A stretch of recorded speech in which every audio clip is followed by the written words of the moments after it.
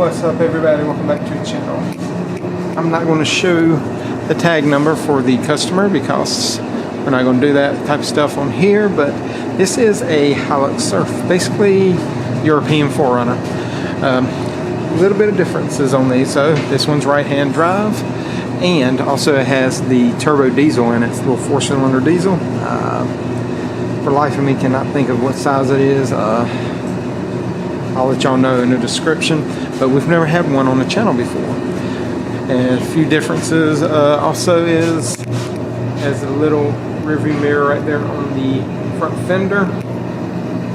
But we had a customer come in, wanted to see if we could change rack and pinion bushings on these. Pretty much just like a 4Runner when it comes to the rack and pinion bushings, but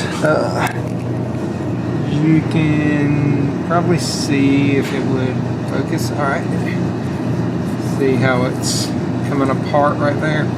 That one is the culprit, but we have a bolt here. There's a bolt runs like down, like from the top down, and then got two on this side. But guy was complaining it's got some bumping noise and a little bit of like hesitation in the steering. And also a few people around here would not work on it just because it was right-hand drive, it was a Surf, and it had the diesel in it for some reason. I don't know why. It's pretty much a 4Runner at this point, but some places just pick and choose what they want to work on, but I like working on different stuff like this. So we're going to get in here and we're going to tear this thing apart, and we're going to change bushings in there. I can't remember if I even showed one of these on the channel yet on that 4Runner either, but I'll just title this one with a Hilux Surf tag on it, so maybe we can get some more unique viewers too. I'm gonna put the 4Runner bushings in the tags too. But let me set up, get some flashlights and stuff, and we'll kind of show y'all how I'm going to pull this out, because you do have to pull the entire rack out of here to do this. I mean, I've seen people do it without pulling the entire rack, but it is a lot easier if you pull the rack out, and it's not much work. I mean, it's 4 mounting bolts, a pinch a bolt, and then your tie rod ends, and then this cover will pull off too. But other than that, it's not hard to pull the entire thing out. You will have to bleed the power steering system again, but it's not a big deal. So we're going to start off by removing the cotter pin that is in here.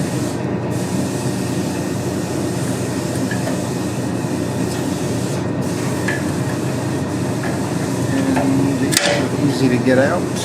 Put a new one in there, so I'm not really worried about that. And we're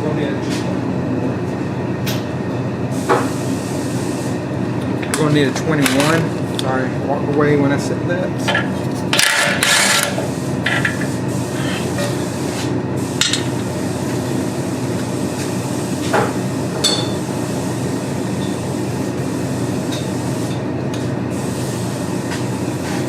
Use my tie rod tool to get it in down.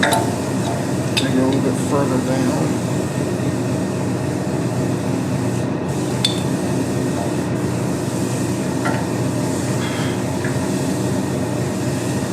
What I like about these tools is they don't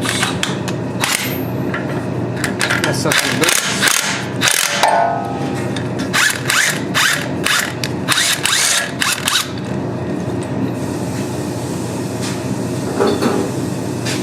These two didn't take much force to get out. I've already done the other side, and now what we're going to do, we're going to go underneath here, and we're going to go ahead and pull the shield out. We're going to pull this shield right here. You can see it. It should be like 12 millimeters. So let me pull that out, and then once I get it out, I'll show you where the 4 12 millimeters are.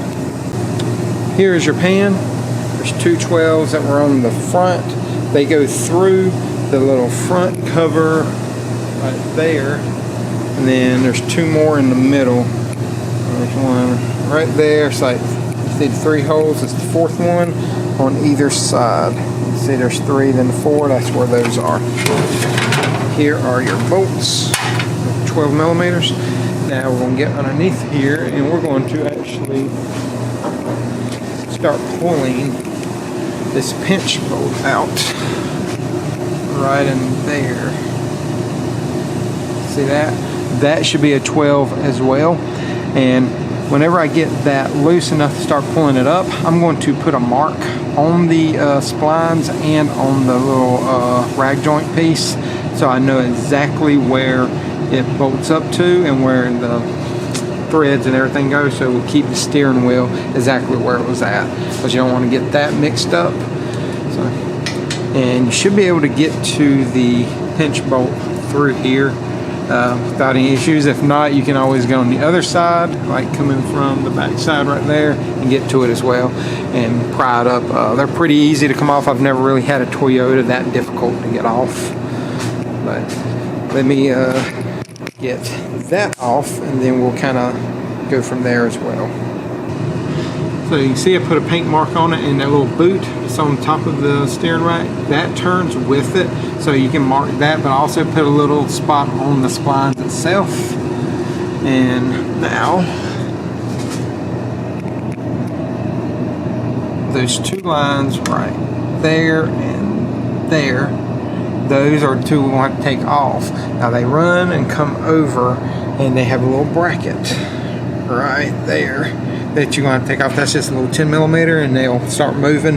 But let me get the sizes I need, and then I'll show you how we're going to break those loose. Make sure you put a pan down, because you're going to have some drippage coming off because taking those power steering lines off. So I got a light on there, and now we're going to take the lines off. I do have a drain pan underneath. Bring it over just here. And I'm going to use a crow's foot to break this loose. On the top it's a little easier.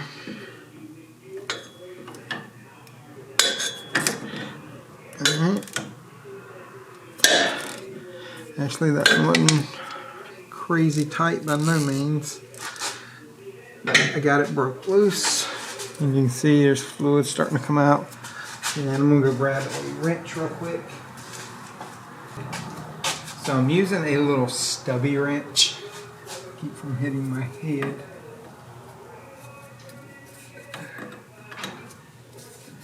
But they are 17s. And if you don't have a stubby wrench, I'd probably at least try to find one or cut one down on a cheap one that you got.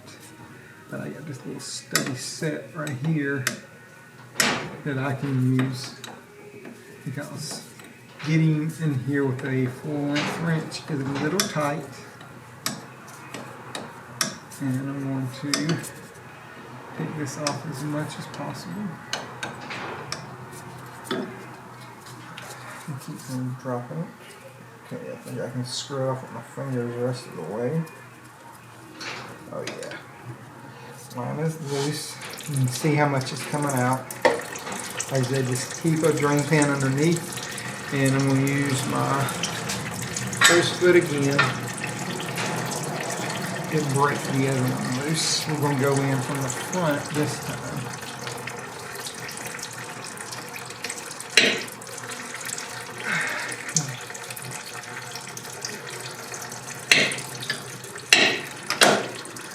I got it broke loose. How tight that one is. Still can't get it with my fingers, but should be able to get it with my little stubby wrench again.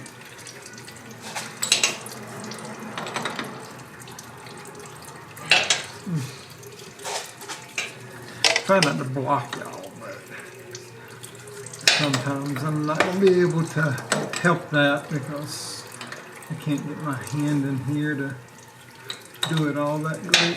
There's not a lot of room in the front, but it's enough to where I can get my hand in here just barely. But I'm just going to finish taking this off, and then when I bring y'all back, I'll show you the lines over here with the little 10 millimeter. Take it off too. So we're going to take the middle bolt out first, and right here is my ratchet, and it is dead in the middle of the car pretty much. You can see right there, there's your bolt, or the bottom nut that is welded to that little bracket right there, so you can't take that off. It's got a bolt up on top. I've already broken this loose because they are normally super tight, and I get them off with a 3/8 ratchet, and the reason I use a 3/8 is because it's so shallow, and it's a little tight getting a 1/2 inch ratchet in there, unless you got a super shallow socket with a 1/2 inch drive. And normally I just put like a little cheater bar on the end of this, and it comes out pretty easy at that point. But it is a 19mm. And sometimes you can get the bolt all the way out, sometimes you can't. Really depends on a few factors like sag of the engine, motor mounts if they're wore out, stuff like that. I've had them where I couldn't get them out the greatest. So just have to kind of see about that. Maybe able to get it with my fingers now. Oh yeah, this one coming right out. No issues. That is our bolt right there. Next, over here, I went ahead and took that 10mm out. Once you do that, you can move your lines and stuff. And then behind those are two 19mm bolts right there. And then the other one, I forgot what size that is. That might be a 21 on the right-hand side. But this left-hand side right here, those are 19s. I'm going to use my impact gun to take those off. You can move the lines.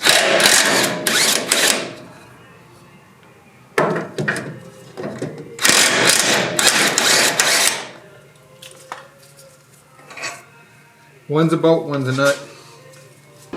So I don't know where we left off at, but thought we were going to have to take this off, but I forgot that you can pick it up and kind of tilt it out of the way, and have it come off.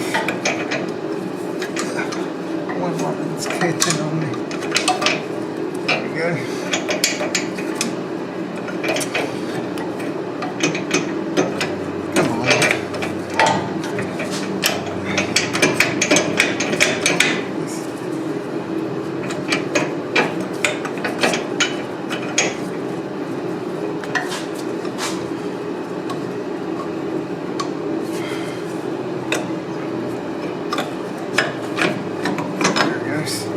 Get to kind of pry this line down just a hair, and then it comes off, and that's it.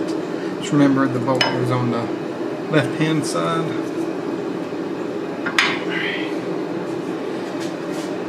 One more bolt. That bolt right there. And that one is a 21, I believe. 22 actually.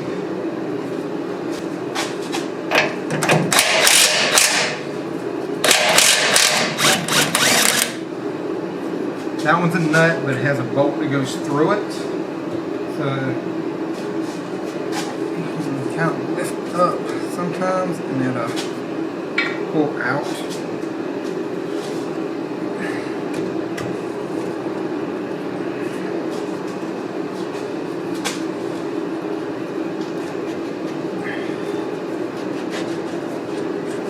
Be careful when you do this. There's a possibility that it can fall.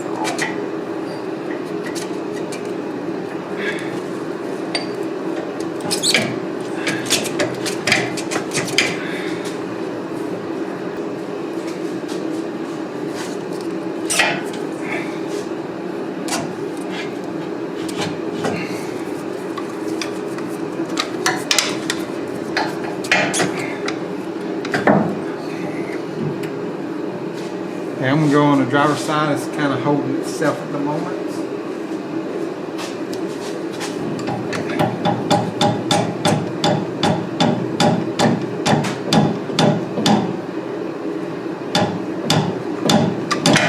There we go.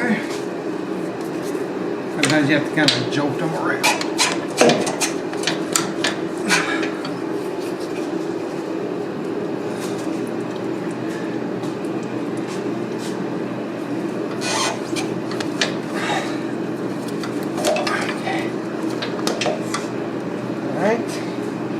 And there we go. The rack is out. We got the rack out now.